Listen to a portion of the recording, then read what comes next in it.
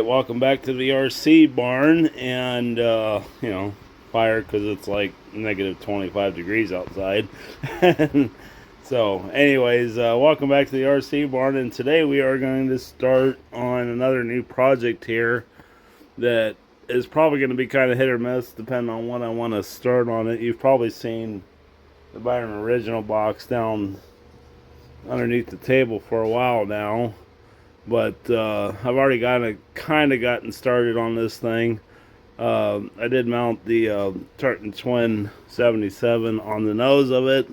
I bought this at a swap meet probably 3 years ago with the engine, and it's been sitting in the corner ever since. But I'm like, it's time to kind of get this thing going. It shouldn't be I got off a long build. I've already got servos for it, which they were sitting here, but I've already kind of gotten started on the wings and that, which you'll see here in a minute. So anyways, plans for this thing. We're going to do a little old school build like I like to do on my Byron planes. We're going to put the Futaba 9 cap radio in it. I have metal gear servos for it already, for the ailerons, elevator, and rudder. We'll add just the standard servo for the throttle.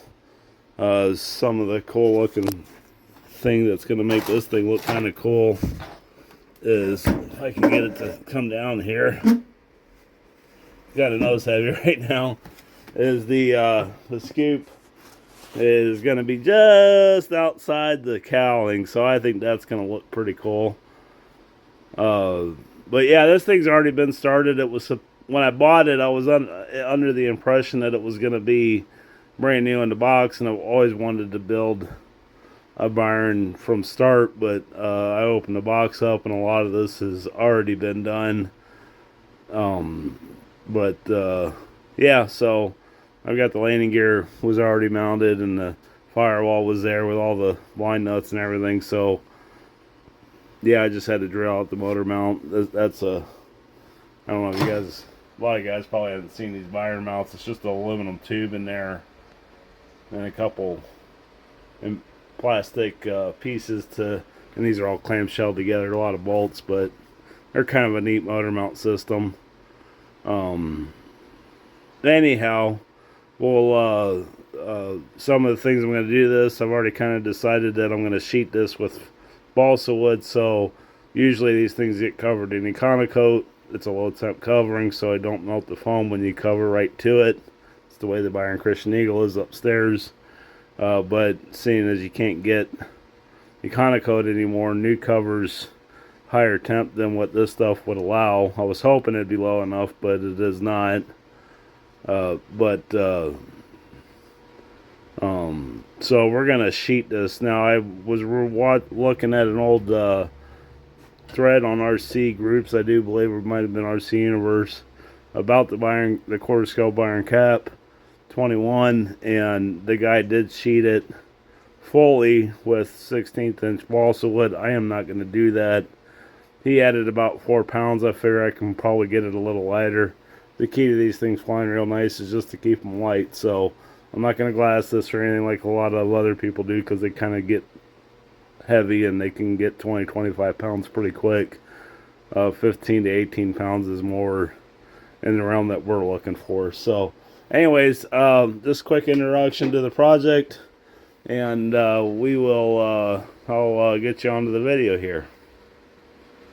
Wanted to get focused on these wings. Now, if you're not familiar with Byron airplanes, these are foam injected planes. They do have fiberglass, but a lot of them were all foam. I mean, this is, pretty apparent here.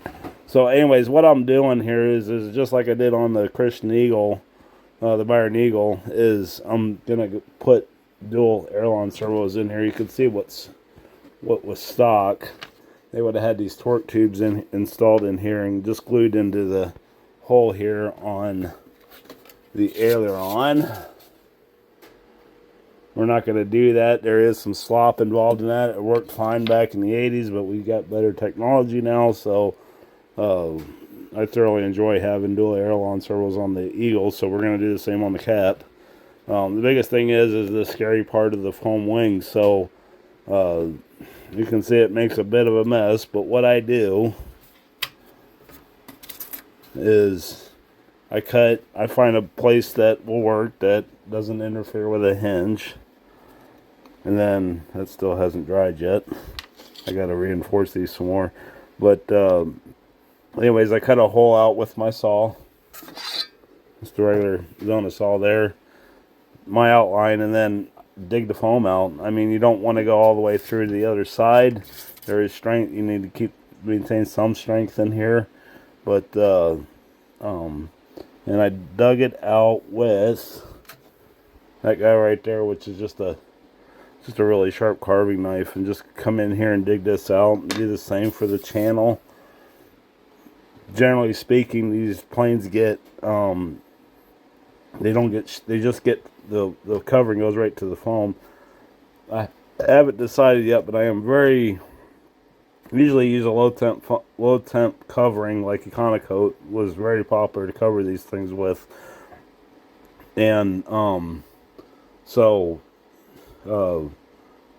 but that doesn't exist anymore. You can't get Econocoat anymore. So I was planning on using new cover on this from Value Hobby, but I think the temp's going to be a little too high.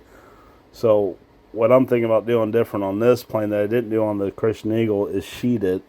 So I haven't gotten there yet, but we can cut the leading edge out and glue a leading edge piece of balsa here, and then sheet it just like you would a normal plane. Now you can go, you don't have to, it's not structural, it's just something for the covering to adhere to. And you can do a leading edge and cap strips and a trailing edge. Now this guy here gets glued on here. This is 1/32 plywood. This does add to the strength, and it also creates the aileron hinge line there also.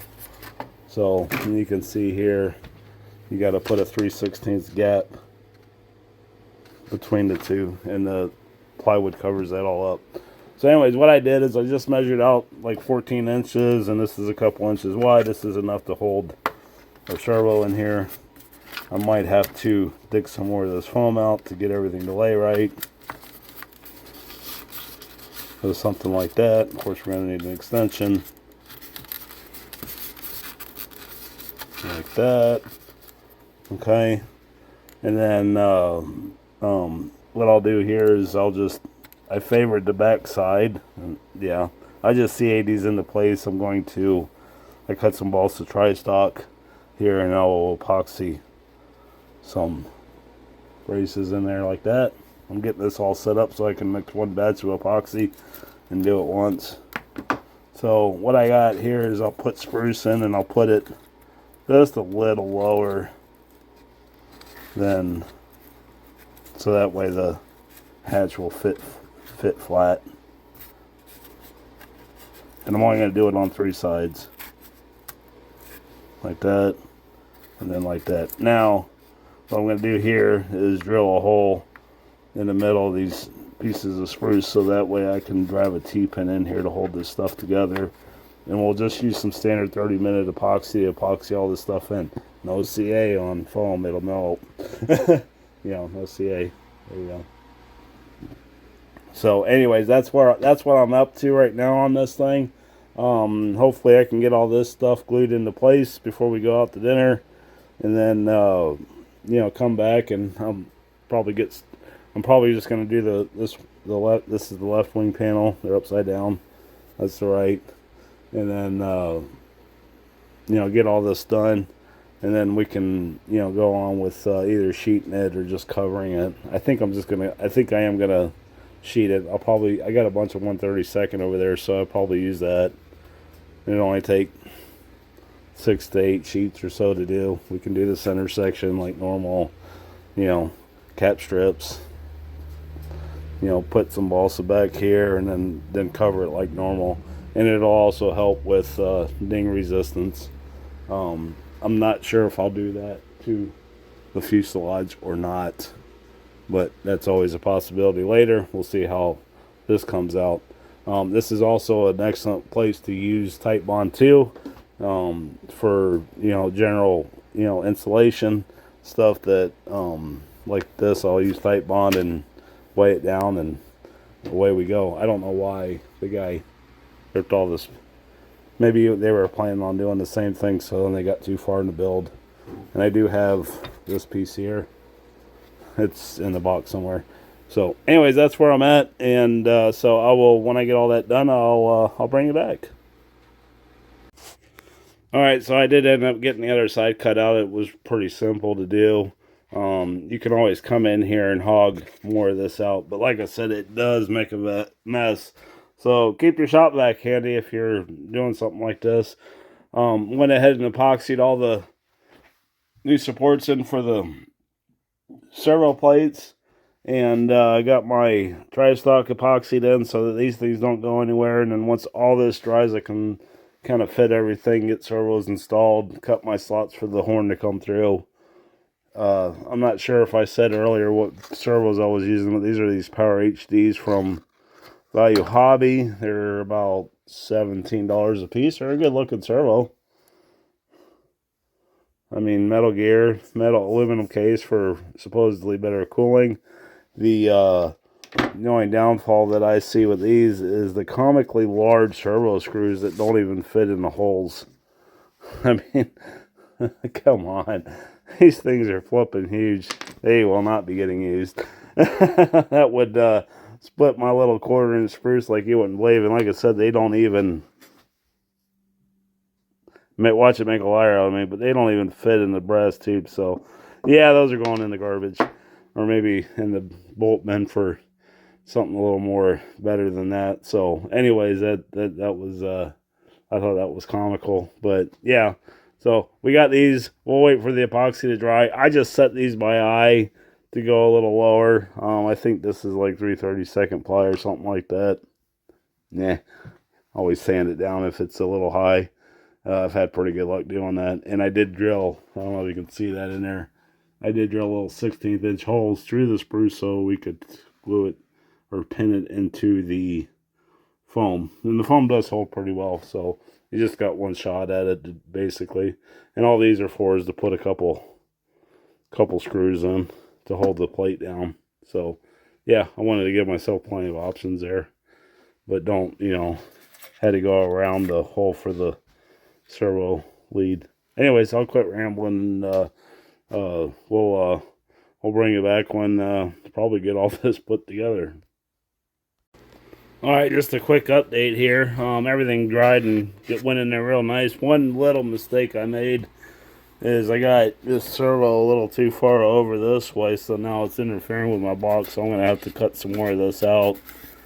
And right here, oops. Or I may end up replacing that because I could have moved it back just a little bit further there. But I am going to use my 9 cap. It's like brand new. Yeah, 72. And I went ahead and hooked these servos up. They're not the fastest things in the whole wide world, but they do work pretty good. Had to try to remember the old Futaba programming to get dual aileron servos to work in there, so I finally figured that out. Back in the day when you had to make a mix. I can go over it if anybody's interested. Yeah, I mean, she's coming along. So next step is to do a little fine tuning. I got a little trimming to do here and there on the arms because they hit a little bit. But we'll fine tuning in there because it hits here too still. Might be able to move that back just a hair bit more and be alright. But yeah, coming along. So we will bring it back and we'll bring it back when I get the rest of this all installed. Okay, so I'm not going to bore you with too many of the details here, but I did get one piece of sheeting put on. I'm going to go with this 1/32 because, like I said, this is not structural, and I got a bunch of that stuff laying around. And so I should be able to get both wings and all the fuselage done with this stuff. So, it's just going to be, I'm using, tight bond too. I got some I'm running out of Type Bond too, so the wife had Elmer's wood glue in the house, albeit a bit thick. There's a couple of things about this. You don't want to use CA, like I said before, because of the obvious of the foam. But, you know, get yourself a little Dixie cup and a brush. You know, clean up after yourself, because, you know, that, I still got to dry that off. But, you know, spread it out there and thin it. You know, use a putty or whatever. I just grabbed a scrap piece of wood here, and I'll wipe this off too so I can reuse it. Just to thin it out and get it flat. I still got some here. Let me throw a piece of tape across there while I'm thinking about it. Let's set the phone down here real quick. There you go. Stare at a piece of blue tape.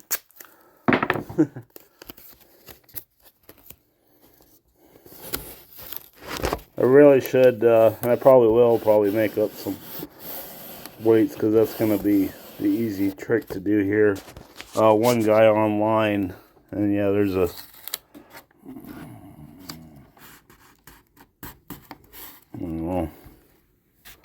pretty good.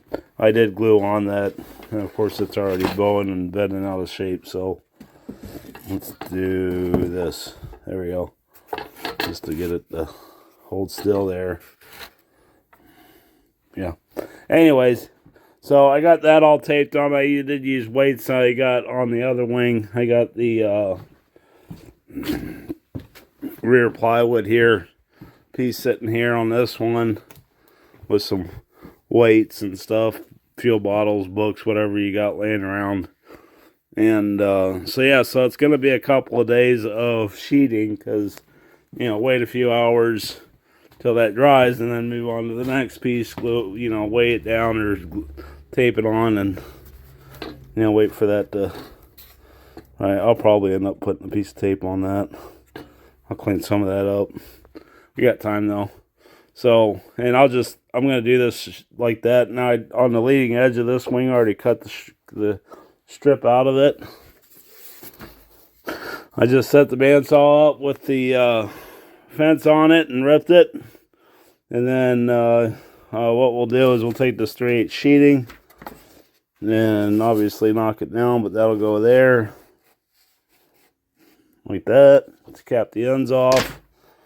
So yeah, and then I got the ribs here somewhere for the inner rib structure. Well, that's probably them right over there. So yeah, but anyways, stick around for more of this. I think the next video we'll probably get the sheeting on the fuselage started, and then maybe get some of the other stuff glued on that needs to get glued on, like the fairings, the hatches for the rear, all that kind of good stuff. And, you know, work on you know, going down the list of, you know, electronics and fuel tank, Has anybody on my channel had a Tartan Twin 77 before? There's not a lot of information out there about these things. I am going to change the exhaust though. It's because I'm going to make my own with piping. So I seen it online and I want to try that on this one. So these two mufflers are not going to stay. I'm going to pipe them down. The cowl's around there. Here's the cowl. So yeah, for finish I haven't decided yet, but I think I'm going to copy one of the other YouTubers out there that was building a Cat 21 and go with that scheme, because that looks pretty neat. So, but yeah, more tuned. Hopefully we can get this thing kind of going this, you know, before, you know, summer hits or around summer. It should go pretty quick, because it's, like I said, it's not a complete build-up. So yeah, anyways, old school, follow me. Tell me what you think down in the comments, and thank you all for watching, and we'll catch you on the next one.